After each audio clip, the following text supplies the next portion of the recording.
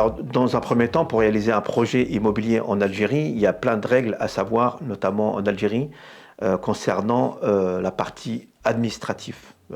Si on part sur une construction de maisons individuelles, par exemple, on doit connaître au niveau de l'achat de terrain les titres de propriété qui permettent de réaliser des permis de construire. Alors, il y a deux types de titres de propriété qui sont uniquement valables et reconnus par les administrations. C'est le livret foncier, c'est un carnet vert.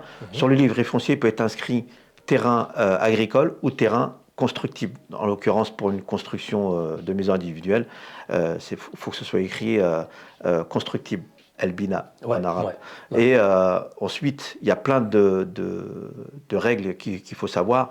En Algérie, il y a une zone Z sur le littoral, moins de 300 mètres, on appelle la zone touristique, qui est interdit de construire des maisons de type individuel. Donc certes, on va avoir un livret foncier, mais pas forcément le permis de construire. Donc il y a tout un tas de règles comme ça. Oui, mais nous, ça, il faut les connaître justement. Exactement. Et nous, de par notre expérience, avec le bureau d'études, on oriente, on conseille nos clients de façon à ce qu'ils réussissent leur projet et qu'ils évitent les pièges justement administratifs. Oui, et c'est donc là où toi, tu arrives à tirer ton épingle du jeu et là, tu deviens un acteur important parce qu'en fait, tu fais bénéficier à ces personnes de toute ton expérience accumulée depuis des années et surtout, tu leur évites de perdre beaucoup de temps.